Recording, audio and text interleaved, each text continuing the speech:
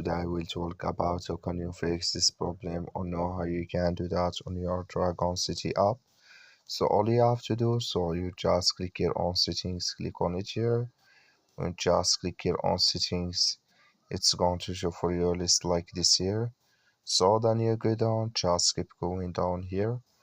So then you click here on apps. You come to apps list here. So then here you're looking for Dragon City app, or just click on search. Then here at Dragon City, just click on it here. So then it's going to take you to this list. Click on force stop, click on OK. Then you go down, just click on storage. Come to storage list here, just click on clear cache. Then all you have to do, so you just restart your phone, install it again, then it's going to work with you.